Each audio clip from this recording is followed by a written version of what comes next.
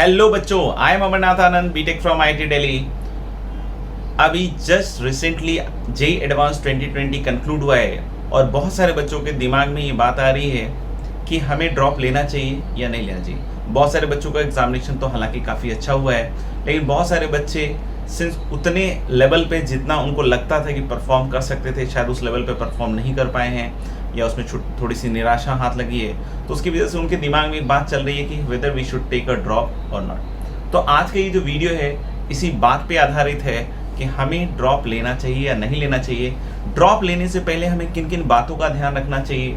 बहुत सारे बच्चे जो जेईई मेन का एग्जामिनेशन जो प्रिपरेशन कर रहे थे उनके मन में भी सेम क्वेश्चंस आ रहे हैं कि हमें जेईई मेन के लिए या एनआईटीज के लिए कोई ड्रॉप लेने की जरूरत है या नहीं है। In this video I would like to suggest certain points जिसके बेसिस पर आप ये डिसीजन ले सकते हैं। कुछ केसेस में तो मेरा आंसर बिल्कुल यस या नो में होगा, लेकिन कुछ केसेस जो होंगे उसमें कॉल आप ही को लेना पड़ेगा ऑन द एडवाइसेस या फिर जो भी आपकी समझ बन सकती है उसके बेसिस पर। The first thing which we must consider while taking this decision is the introspection step, कि ये जो लास्ट 2 इयर्स हमारे गए हैं उसमें हम लोगों ने किस तरीके का काम किया है, राइट? तो introspection step is the very essential step right now.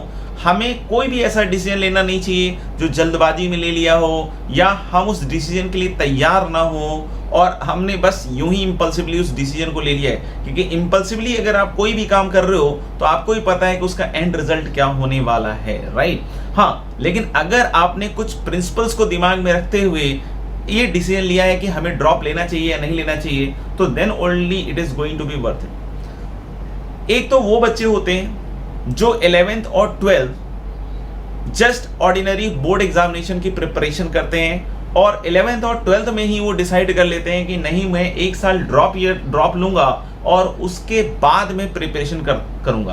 तो हालांकि ऐसे बहुत सारे बच्चों ने ऑलरेडी ड्रॉप ले लिया है, बट फिर भी अगर ऐसे कुछ बच्चे हैं जिन्होंने अभी जेईई एडवांस एग्जामिनेशन दिया है और उसके बाद अब ये सोच रहे हैं, तो डेफिनेटली उन्होंने ये डिसीजन बहुत पहले ले चुके हैं। तो they are prepared for this particular decision and they must go for this particular drop. और हमने देखा भी है कि ऐसे बच्चों का जो सक्सेस रेशियो भी है वो काफ़ी अच्छा रहता है, क्योंकि उन्होंने पहले ही कहीं ना कहीं माइंड में ये मेकअप कर लिया होता है कि हमें ड्रॉप लेना चाहिए, राइट?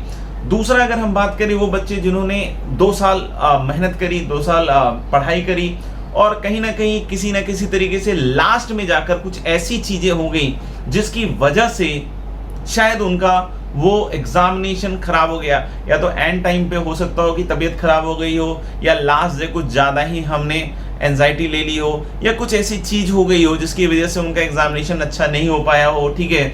और या फिर किसी पर्टिकुलर सब्जेक्ट का रिवीजन अच्छी तरीके से वो नहीं कर पाए हो बच्चे और उसकी वजह से, हालांकि इस बार रिवीजन का बहुत ज़्यादा टाइम मिला था और उसके बावजूद अगर रिवीजन नहीं कर पाए या तीनों सब्जेक्ट को साथ में लेके नहीं चल पाए, तो कहीं ना कहीं एक वीकनेस है जो उनको हटानी पड़ेगी। तो ऐसे बच्चे भी ड्रॉप के लिए मेरे ख्याल से तैयार हैं, क्योंकि अगले 3, 4, 5, 6 महीने जो भी हमारे पास हैं उसमें ये चीज़ को जल्दी से जल्दी कवर कर सकते हैं और अच्छी तरीके से एग्जामिनेशन फेस कर सकते हैं। तो ये भी वो बच्चे हैं जो बिल्कुल आसानी से इसके लिए जा सकते हैं। नेक्स्ट, अगर हम बात करें ऐसे कैटेगरी ऑफ बच्चों की जिन्होंने 2 साल जो प्रिपरेशन है और उस introspection is the first thing, अगर उस इंट्रोस्पेक्शन में उन्होंने ये फाइंड आउट किया कि कहीं ना कहीं उनको अच्छी गाइडेंस नहीं मिली थी, कहीं ना कहीं उनके एजुकेटर्स उतने अच्छे नहीं थे। हमने अच्छी कोचिंग में कभी एडमिशन लिया होता है, बट उसके बावजूद हमारे एजुकेटर्स जो होते हैं उस लेवल तक नहीं मिलते, तो कहीं ना कहीं ऐसा लग रहा है कि गाइडेंस अच्छा नहीं है, एजुकेटर्स उस लेवल के उनको नहीं मिल पाए। तो ऐसे ही बच्चे सोच सकते हैं कि हमें ड्रॉप लेना चाहिए। हालांकि इसमें एक चीज जरूर जज करना पड़ेगा कि आपका जो पार्ट था, आपकी जो पार्ट पे जो काम था, आपने उसको कितना ऑनेस्टली किया है, राइट? लेकिन कोई ऐसा बच्चा है जिसने 2 साल में ये महसूस किया कि नहीं, डिस्ट्रैक्शन की वजह से, अभी डिस्ट्रैक्शन हालांकि किसी भी तरीके का हो सकता है ये डिस्ट्रैक्शन किसी मोबाइल का हो या किसी इलेक्ट्रॉनिक गैजेट का हो, कोई रिलेशनशिप वगैरह हो या इस तरह का कोई भी डिस्ट्रैक्शन जिसकी वजह से वो 2 साल जो है उन्होंने पूरे के पूरे वेस्ट कर दिए हैं और अब वो सोच रहे हैं कि whether they should take a drop और नॉट। तो इन बच्चों के लिए सबसे पहली चीज ये है कि पहले उनको अपने मन को टटोलना पड़ेगा। उनको ये चीज सबसे पहले सुनिश्चित करनी पड़ेगी कि इस पर्टिकुलर साल में भी अगर चीजें वैसी ही चली तो कोई भी रिजल्ट में, परिणाम में कोई भी चेंज नहीं आएगा। क्योंकि आपको समझ में आना चाहिए कि अगर आप पहले भी इनकंसिस्टेंट थे, आपने पहले भी डिस्ट्रैक्शन से लड़ने की क्षमता नहीं थी, और अगर आज भी आप वो मन में दृढ़ संकल्प नहीं है आपका कि आप उस चीज को ओवरकम कर पाओगे कि नहीं कर पाओगे, तो मेरे ख्याल से आपको डिसीजन बहुत सोच समझ के लेना चाहिए। कुछ बच्चे अगर ऐसा सोच रहे हो कि हमारे भाई एक भैया थे जिन्होंने ड्रॉप लिया था और ड्रॉप ईयर में उनका सिलेक्शन हुआ था, 2 साल उन्होंने पढ़ा था और 2 साल में पढ़ने के बाद उनका आईआईटी में सिलेक्शन नहीं हुआ था और उसके बाद उन्होंने ड्रॉप लेकर फिर सिलेक्ट हुए थे।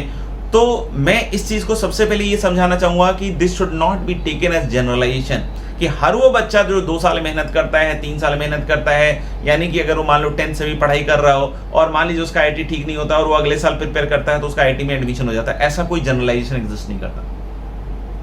तो सबसे पहले आपकी बात समझनी पड़ेगी कि आप एक स्पेशल केस हैं, आपका केस बिल्कुल डिफरेंट होने वाला है। उस भैया के केस से रिलेट मत करके देखिए उसको, आप कितना हार्डवर्क करने वाले हैं, आप कितनी अच्छी तरीके से मेहनत करने वाले हैं इस पूरे साल में, उस पर सब कुछ डिपेंड करता है।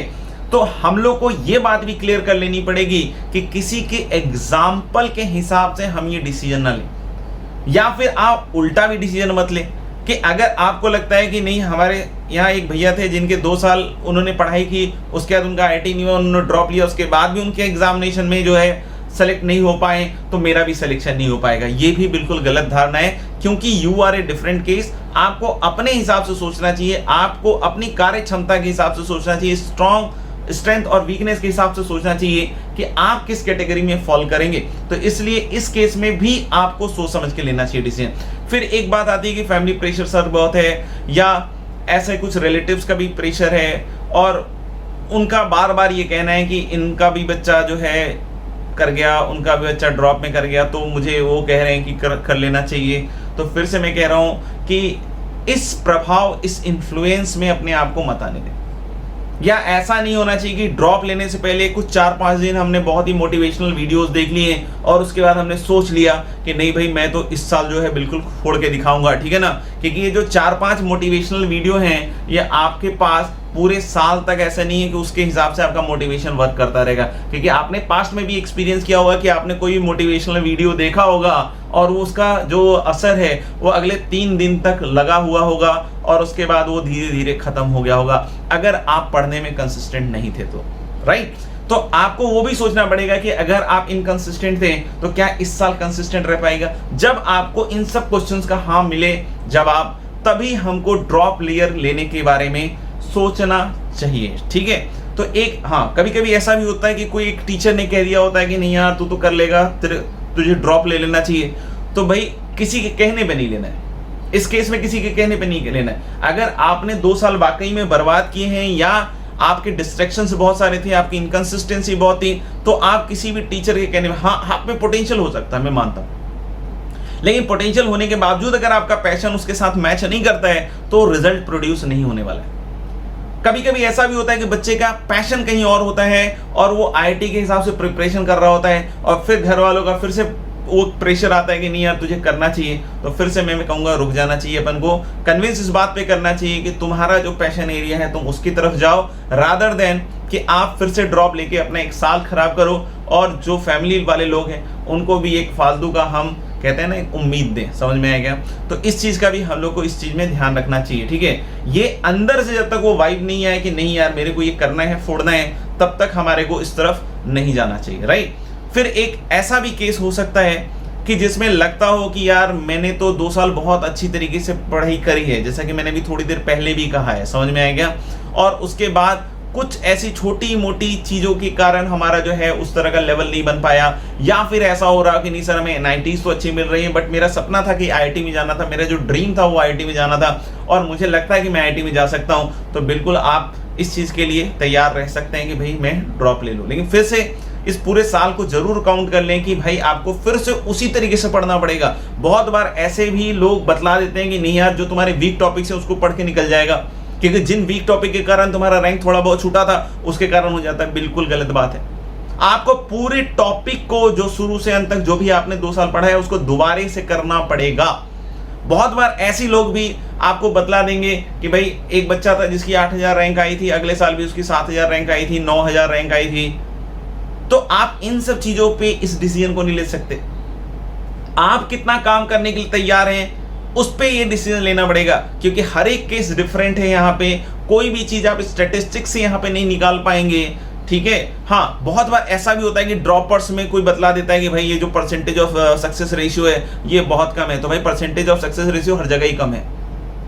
मतलब परसेंटेज ऑफ सक्सेस रेशियो ऐसा नहीं है कि भाई 100% क्रॉस कर रहा हो, वो हमेशा सिंगल डिजिट में ही पाया जाता है, ठीक है। तो हर जगह यही चीज होती है, इसी के बीच में अपना स्थान बनाना होता है। अगर वहां स्थान नहीं बने तो कहीं और स्थान बनाना पड़ता है, और इसी तरीके से हमको लाइफ में आगे बढ़ते रहना होता है, राइट। तो अगर आपको लगता है कि नहीं यार ड्रॉपर्स में सक्सेस रेशियो कम है इसलिए मैं नहीं जाऊंगा, ठीक है ना, ड्रॉप नहीं ले रहा हूं, तो फिर ये भी गलत है। स्टैटिस्टिक्स आपका सिलेक्शन नहीं करवा रही यहाँ पे। आपका हार्डवर्क, आपका पेशेंस, आपकी कंसिस्टेंसी इस पर्टिकुलर इवेंट को यस में करने वाली है, कन्वर्ट करने वाली है। तो मेरे ख्याल से मैंने आपको बहुत सारी बातें जो हैं बहुत क्लियरली बतला दी हैं कि किस किस केस में आपको ड्रॉप लेना चाहिए, किस किस केस में आपको बिल्कुल भी ड्रॉप के बारे में नहीं सोचना चाहिए, और किन किन केसेस में हमें बिल्कुल फोकस्ड होकर डिसीजन लेना चाहिए। टेम्पररी कोई ऐसा एक्टिवेशन एनर्जी मिल जाए, मोटिवेशन मिल जाए, जिसकी वजह से आपने ले लिया ड्रॉप और पता चले कि 3 दिन के बाद वो जो आपकी एक लगी थी मोटिवेशन की वो हट गई और आप बिल्कुल, समझ में आया क्या, बीच में अटक गए, ठीक है ना। तो वो बिल्कुल नहीं करना चाहिए।